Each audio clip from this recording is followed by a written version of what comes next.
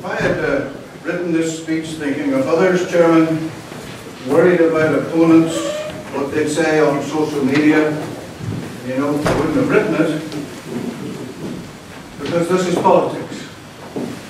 And welcome to the brutality of competitive politics, where and in which the arena shared with others gives no quarter. It will tear you apart and make capital of your Mr. Nice Guy approach. I am a nice guy, but I am UKIP.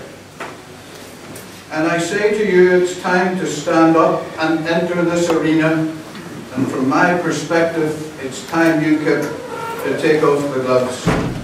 We have work to do, and respect and dignity to give back to people desperately in need of having their own voice listened to. UKIP will provide that voice, I assure you, and we will restore both credibility and dependability in party politics. I can't think of any time, anywhere, when I felt so moved that I wanted to apologise to anyone for my singing the national anthem. Yeah.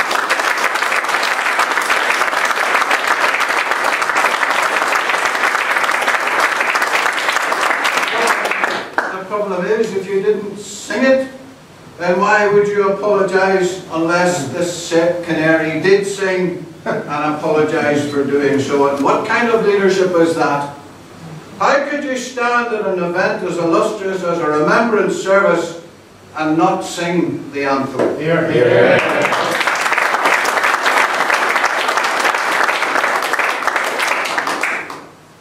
Kind of a weakling was it to sing the anthem and then run over to a terrace to apologise. And it's the creeps who let us down. They were the ones who apologised. Well, they didn't apologise for me, and I know they didn't apologise for you. Yeah.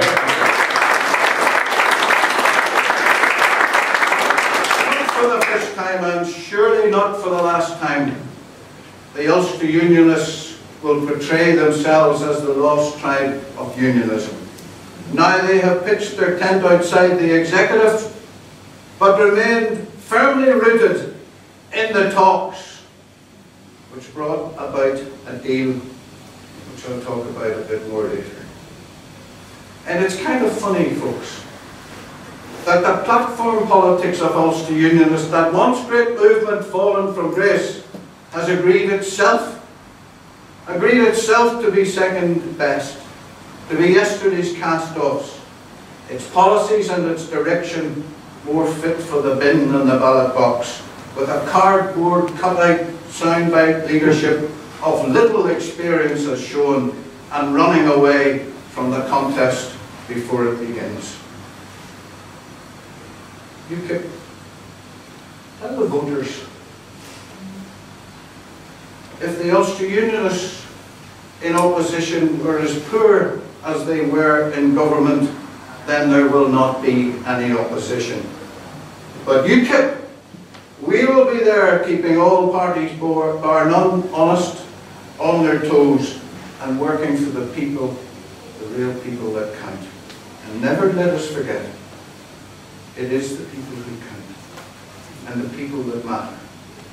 They are our taskmasters, our paymasters, and they deserve a lot better than they have gotten over the past 5 years. These are people who come into my office. They've worked all their lives and can't get benefits. People suffering in pain for months and can't get treatment. Young couples who can't get a house, can't get their children into the nursery school, and can't choose themselves which primary school that they want their children to attend. Our elderly are forced to choose between eat or heat. The frail with their carers called out for 15 minutes. The disabled set aside like a common agricultural policy and parents with children with learning disabilities fraught with fear and fighting for their children's facilities and rights. These are the people who count, and these are the people UKIP will stand up for. It's no secret. It's what UKIP do, and we should be proud to say so. And so long as it is neither illegal or immoral, UKIP will stand up and fight their corner. And that's what you should expect government to do. But this lot, be they DUP, Sinn Féin, UUP, SDLP, Alliance, and some of the others, they have put party before people. Well, for me, it's the party that comes second. The people come first.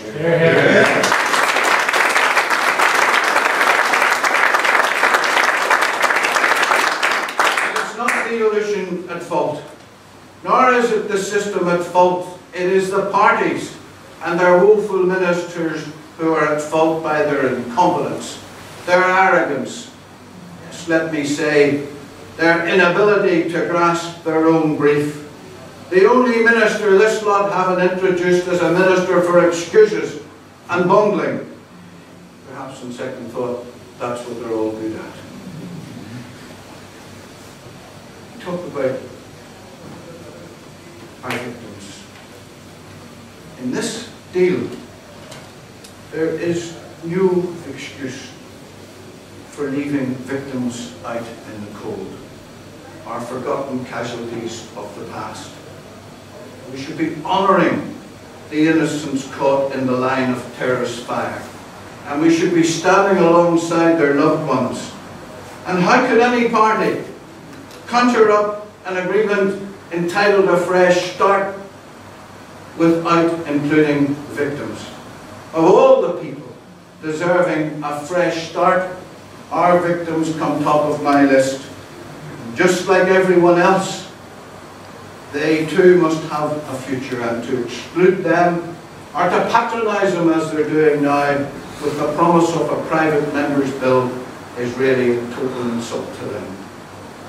Today I call in this conference for a victim's charter, defining the victim's status, a charter which gives no recognition of anyone damaged by their own hands. They are not victims in my hands.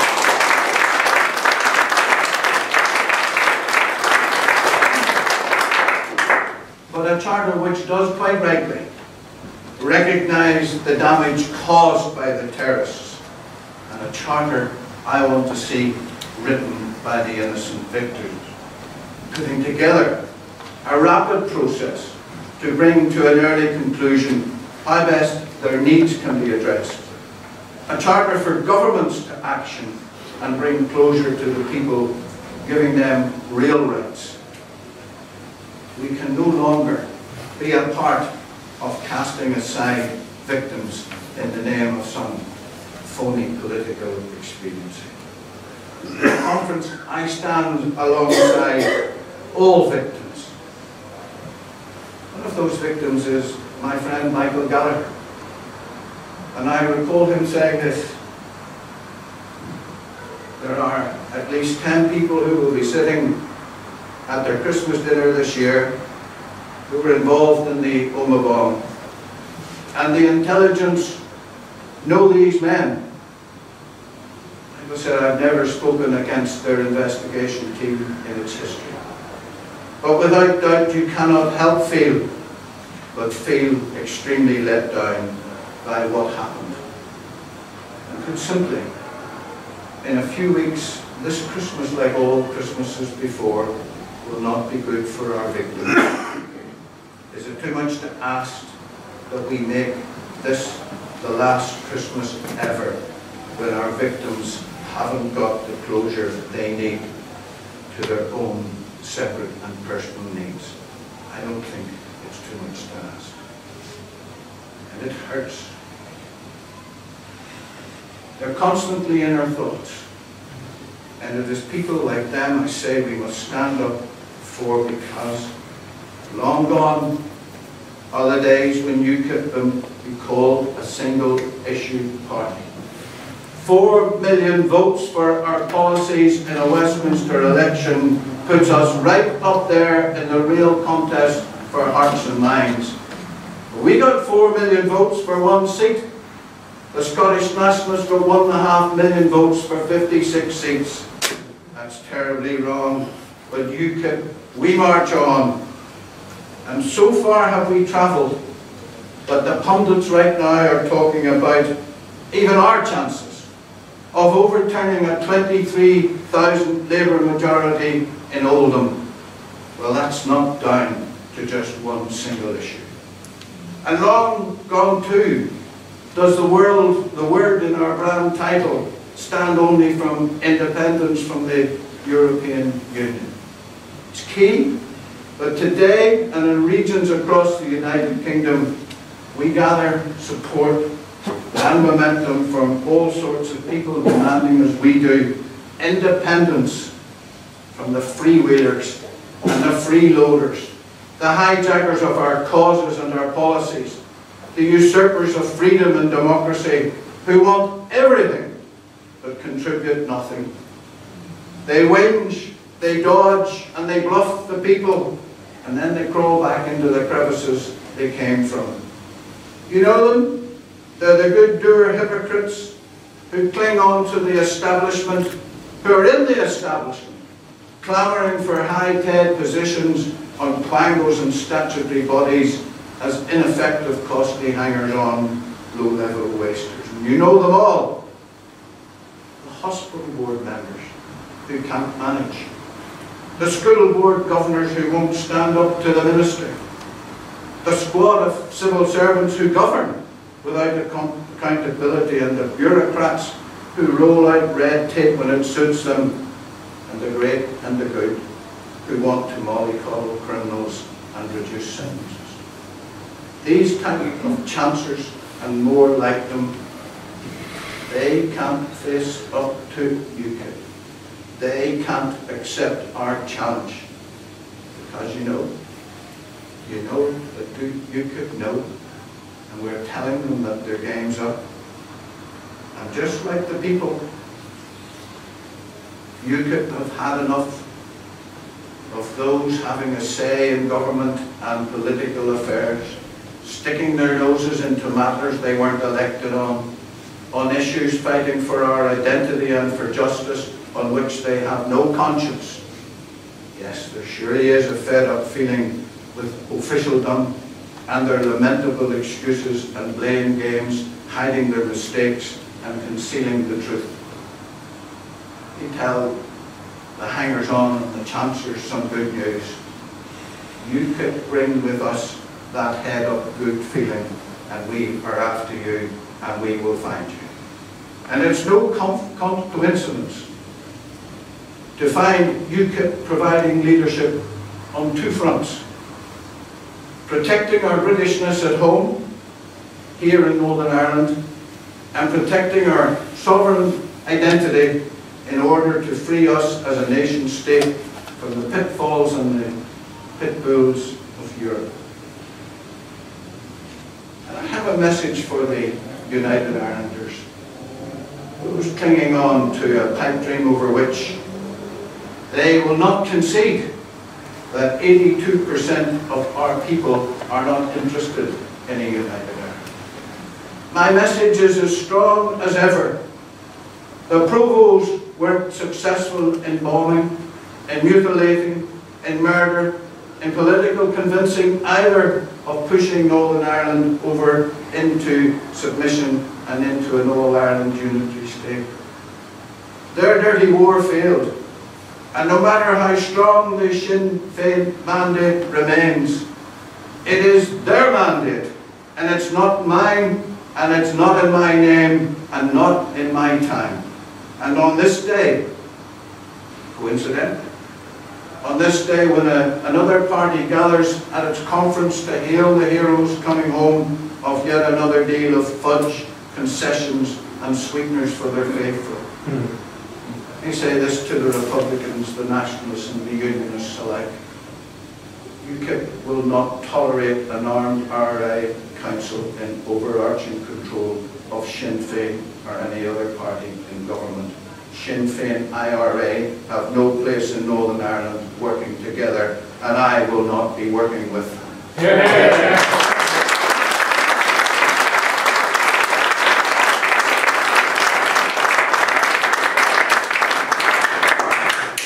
The devil, as always, in this case, is a process.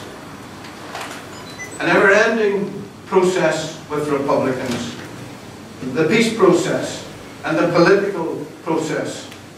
They may be for Sinn Féin IRA, but they are not strapped in any agreement for UKIP, nor should any unionist be in government with the Provo Army Council.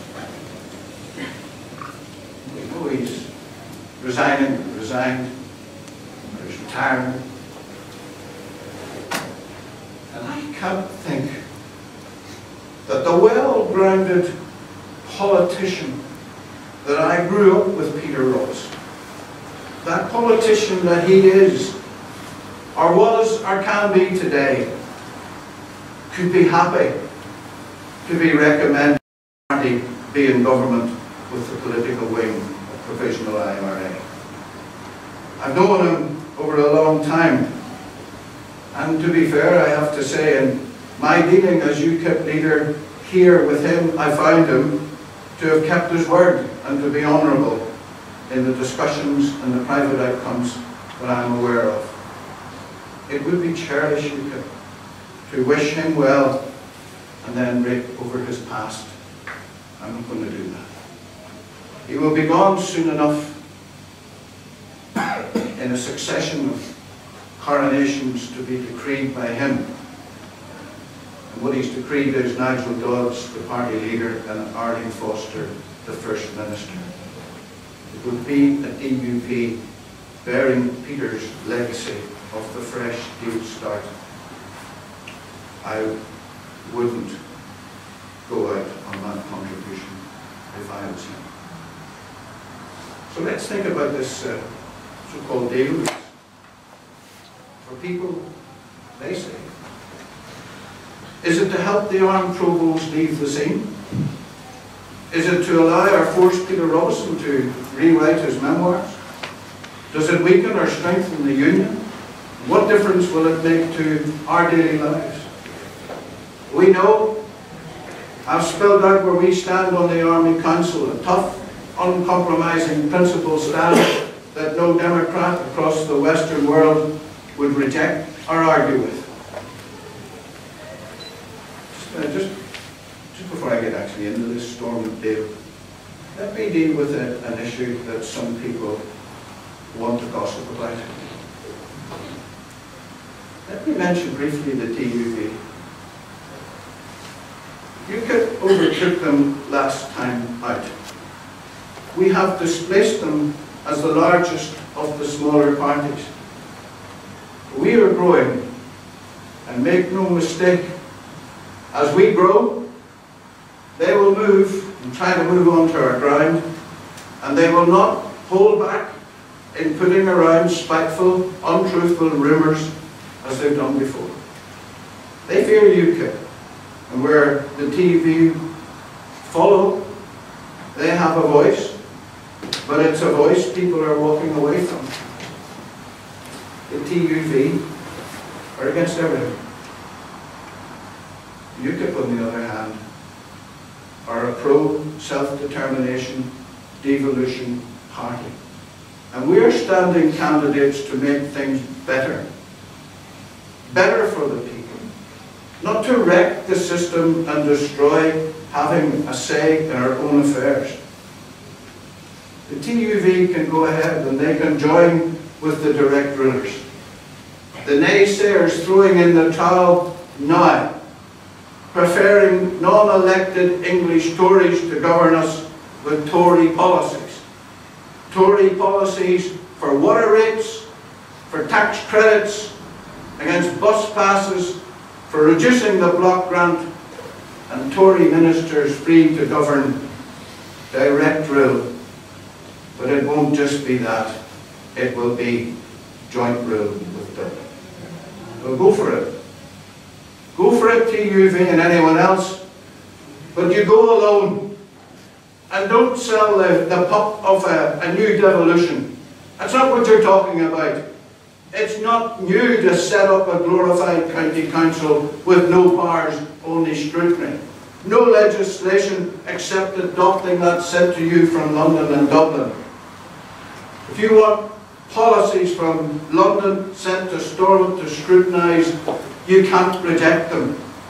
You can't amend them. And you can only do what you're good at, and that's shouting about them. Well, shouting is no longer good enough. The people are crying out for leadership, not barter. Let me take this head on.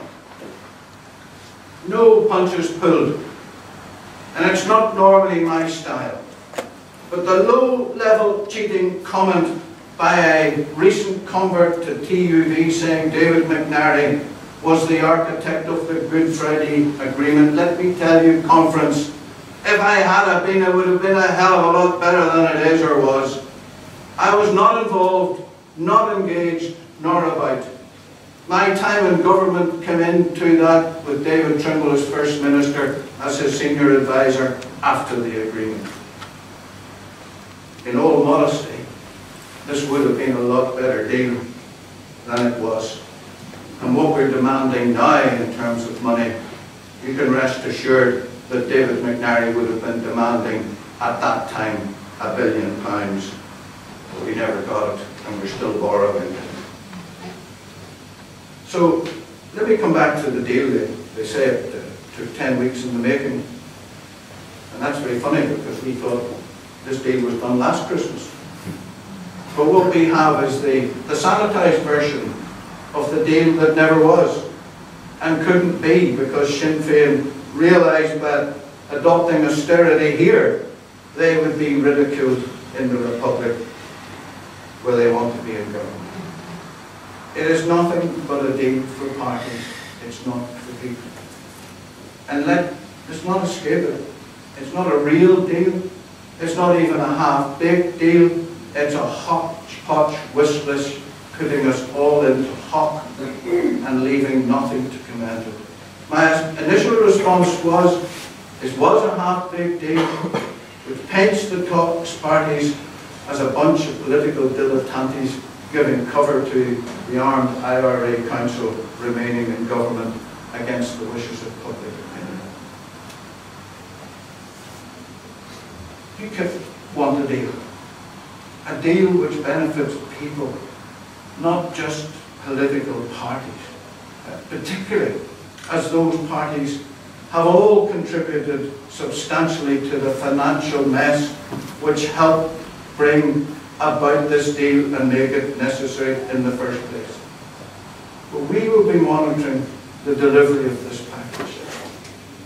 The 67 or 87 page version, depending on which one you read.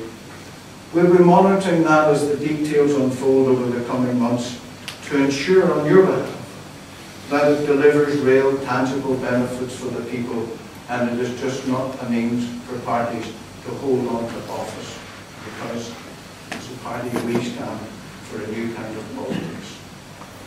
It's a kind of politics which is people-centred and focuses on people's problems, not party self-interest. We've made it clear.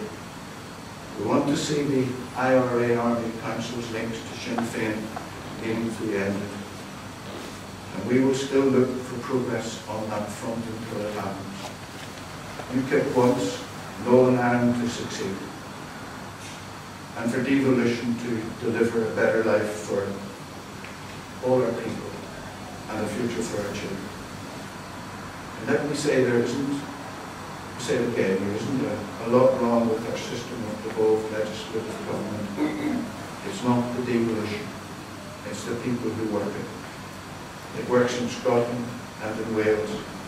But our problem lies with those who are running government and running this country.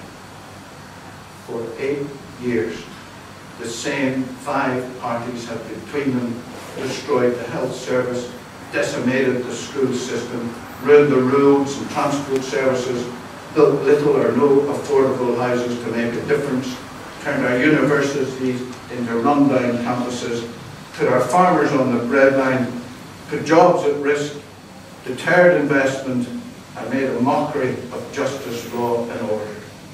They have failed the people. It is they who have been caught out time after time, and it is they, not us, who need to move on, and I say, moved out of the way and replaced. That's our job. And what is this deal? What does it do for ordinary people? What do I want you to go home and tell your friends and your relatives that this deal does?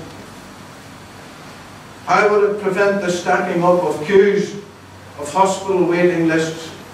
How will it bring back our schools to satisfactory levels, provide an infrastructure for modern cities and towns, put the building industry back to work, to build homes for our needy, attract the students from overseas to our universities, help the farmers to produce at prices they can live on, and create new and sustainable employment, encourage investment and risk-taking, and return a real peace, a sense of order and good government.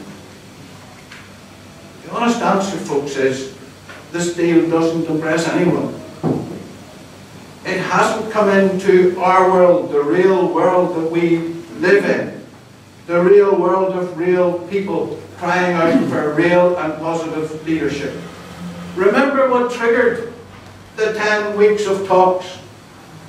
It was murders by the IRA in Belfast, the existence of the IRA, and the First Minister saying this executive was not fit to govern. So after the DUP merry-go-round in and out of their departmental turnstiles, and 10 weeks for the rest of us to talk just for the sake of talking, what has changed? The murdered men have been buried, yet the IRA still exists, and we still have, as a result of this deal, an executive unfit to govern. And here's the rub. Mr. and Mrs. Northern Irishmen and their families are expected to gracefully and thankfully endorse an agreement with the fingerprints of the Provost all over it. And shamefully we find the DUP and our British Secretary of State, representing Her Majesty's government, telling Mr. and Mrs. Northern Irishmen and their families, go for it, accept it, move on and move over. Well, I don't think so. Not in my name, and not in the name and judgment of the principal people that we in UKIP so proudly serve.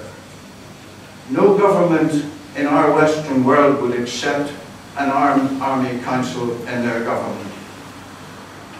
We have returned to the days of no guns, no government.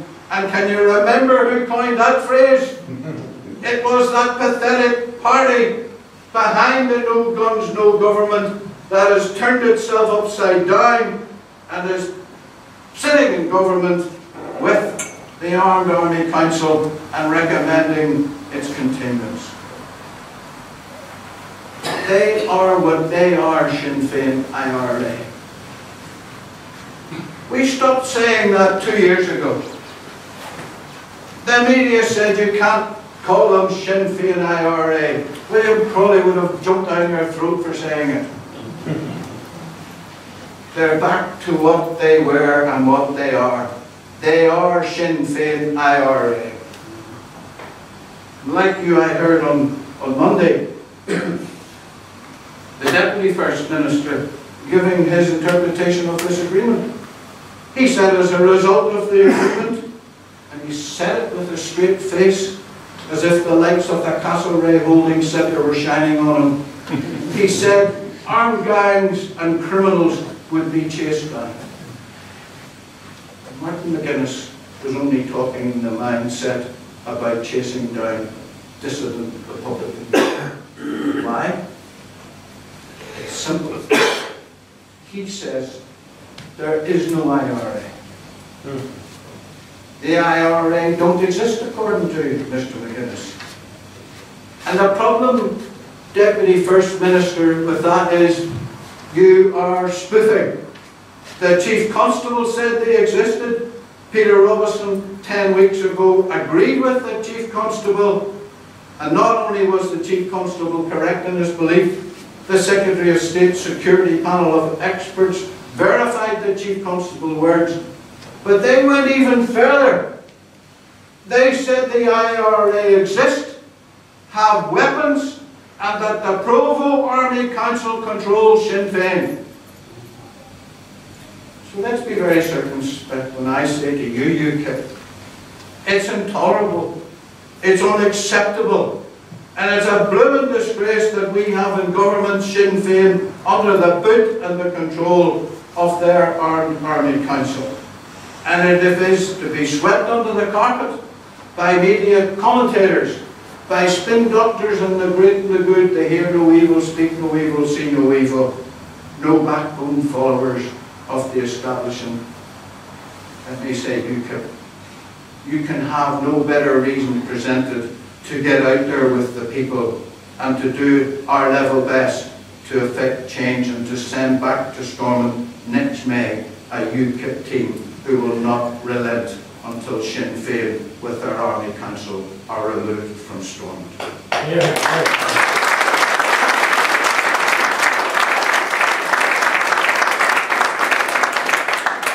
That indeed would be a fresh start. Take the guns out of government. And this agreement, you know, like others, it will unravel and wither, but it's how the process works.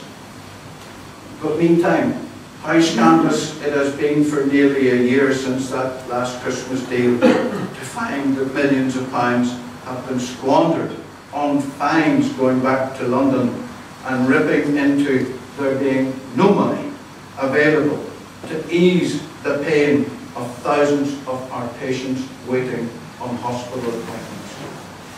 The holders-outers of Sinn Féin, they beat themselves when they had to climb down on welfare reform, when they agreed to send it to London a year later, and they forced the transfer of to Westminster.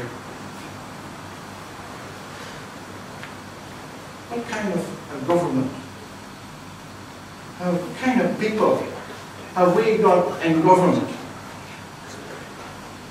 When we had that power of welfare since 1921, and in a deal with Sinn Féin, we packed it up and sent it back to London.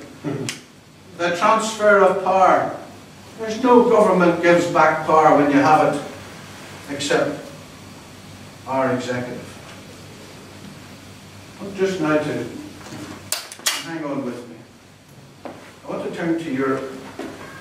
The EU referendum campaign, which our leader, Nigel Farage, launched in the Park Avenue Hotel on the 14th of September. Do you remember what a great event and a great speech by Nigel? And doesn't it sum up his leadership, who you maybe don't know him or haven't met him? Sum up his leadership, his personality, his down-to-earth man of the people style, when despite what was, I'm sure, a very, very deserved thirst for a long pint, he took over an hour with the audience. Over 300 people wanting selfies with him. I have never seen the like of that before. And I know UKIP, he was very honoured by the reception and taken by the pride which we in UKIP share with him every time he comes here. On that night he set the scene when he said at the Park Avenue, UKIP have given the lead, now it is up for others to follow. So let me take up Nigel's theme and call to others. Where are you, DUP and Ulster Unionists? In which camp are you? Diane Dodds? Jim Nicholson? Are you with UKIP or are you against it? Are you with, like the Tories, sitting on the fence and waiting for miracles? Because there are no miracles coming, David. You're not going to be able to sell Europe to the people of the United Kingdom. We count on certainties. We back up judgments. And we like people to be in control of their own minds and our destiny. We dislike jugglers, fence-sitting prevaricators, and those who blow one day this way and the next day another way. Because UKIP, we know exactly what we are saying and in which direction we are going. If the DUP and the UUP can't make their minds up on Europe, you can count on UKIP. Our mind is made up, and we made it up a long, long time ago. I'm Northern Irish. Do I look like a European? Do I walk like a European? Do I talk like a European? Because I'm not a duck.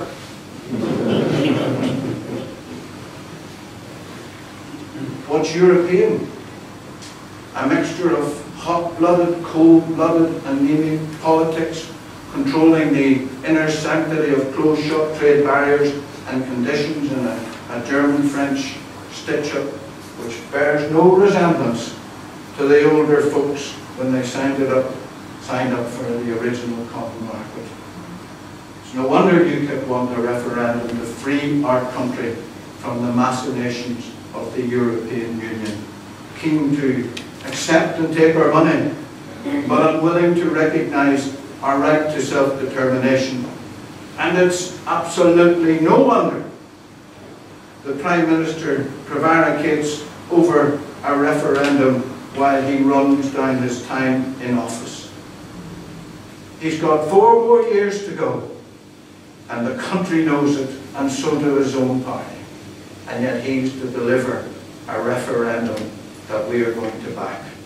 He's got to bring home negotiations that we are going to back before he goes, probably to a very, very well-paid job somewhere in Europe.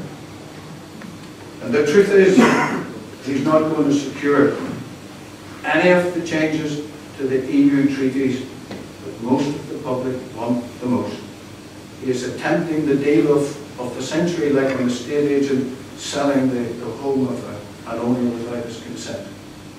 And he and his long list of dubious backers, they're losing this battle to convince the electorate across the United Kingdom that staying on in Dave's term is as safe as doing Jeremy Corbyn back in Trident. 53%, remarkably, 53% of the people at this early stage, without a polling date and without the campaign debates really being electrifying, saying quit Europe. 53% saying quit Europe is a stunning verdict from Cameron and his multi-billionaire mates. But it's at the right place at this time, and it's where UKIP want to be, even with the Republic of Ireland sticking their noses into our business. There's nothing new in that our friends and good neighbours across the border, who thankfully have come a long way since harbouring terrorists and buying guns for the IRA. But I say, listen up, Mr. Kenny. Just butt out of our affairs. Stop the scaremongering that Brexit would damage your economy and be disastrous for Northern Ireland businesses near the border. Not only is it a poor, unwanted attempt to interfere, and not only does it not stack up, your game is up. Because, of course, I know and we know what you're trying to do. You're trying to influence hundreds of thousands of Irish votes in Britain, and also here in Northern Ireland, to vote against Brexit. And you're trying to muster support for David Cameron. And tell me also, Mr. Kenny, what's really upsetting you is that a Northern Ireland out of Europe is a Northern Ireland back in charge and in control of our border. A border you scarcely recognise, but allow the free movement across from your side of undesirable criminal migrants and a steady stream of economic tourists crossing through us into the rest of the United Kingdom. What irks you, Mr. Kenny, is that a border control defined once again Northern Ireland is British and not Irish. Not European, but a free country for free people. And as the only part of the United Kingdom with a land border, UKIP may take this Brexit case across the border to you, Mr. Kenny, and see how you like it. And I suspect you won't like it, not at all. But I also suspect that what's going to happen one day is that when people from your country are contacting me and others saying, can we join UKIP? And they live in Dublin, and they live in Waterford, and they live in Wexford. And the only problem I have in not letting them join UKIP is it's the United Kingdom. That movement that we are seeing here is going to happen and evolve in the Republic of Ireland. So that said, we have a job for our country to first press home UKIP's case for exiting Europe. Our job is to deliver a message and a campaign that we will put across right into the hearts and minds. We can't have a conference without reflecting last Friday, which showed to the world that no city can relax against the determination of ISIS. They proved in murdering innocent people, Paris, as other speakers have said, we had 40 years of it. And again, on our news last night, more people killed in Mali. We simply cannot afford it. And it may sound brutal and to other people, it may sound crude, but it's not. We simply cannot afford to import murderers from migrant communities who pretend to be asylum seekers and refugees. Listen to this. Jim Cusick in the Sunday Independent, way back in August the 9th, he wrote, sources have confirmed that there is now close Garda Síochána special branch cooperation with other intelligence agencies, particularly American and British, to spot ISIL cells in Dublin. ISIL cells in Dublin. Cusick went on to write, and this concerned me. He went on to write, Irish security sources have confirmed to the Sunday Independent that the radicalisation of young Muslims is regarded as far more serious an issue there than so-called dissident republicanism. And the question I asked is, are we here in Northern Ireland who treat dissident republican activity extremely seriously, missing a trick by not being told and by not knowing if there is a threat to our communities, as is apparent down south from ISIL supporters. Because being in no doubt, all the connotations of migration will take pole position in this referendum debate, a debate which we welcome, but which no one will welcome with the guns of ISIL held to our heads. It's bad enough that we will have guns in government, and to think that we will have people in our midst in cells. And we know from our experience how cells worked for the IRA, and the people of England knew how they worked there when they reflected Brighton and Manchester. They're amongst us, and we need to know who they are. We cannot live with other people's terrorists, nor should we be asked or expected to provide work for other people's unemployed when our own local workers are losing their jobs. Nor can we provide homes when our young people languish on housing waiting lists for years. And nor should we be rushing to send 200 billion to Africa when we must get our own needs sorted out first. Our people understand our needs. They don't understand why we are asked to tighten our belt, and yet in doing so the money is thrown away. Because last night across the United Kingdom, 100,000 children slept in hostels or in bread and breakfast because there aren't enough homes for them. And tonight, 8,000 of our veterans, ex-servicemen, will sleep on the streets across Britain. We can't be sending taxpayers' money abroad. And we can't be doing it when most foreign aid falls into corrupt hands of rich people in Africa. It never sees the light of day in helping the poor in those countries. And it's not acceptable. Harsh it may seem, but it's not acceptable to be feeding the poor in other countries when here in Northern Ireland and throughout the United Kingdom, food banks are being overrun by our own needy party. It just isn't on. How can we have slush funds to send abroad, but leave our own people ill and in pain? It's about time those slush funds for foreigners were raided and used to fund the needy in our own health service. 55 million a day wasted in Europe.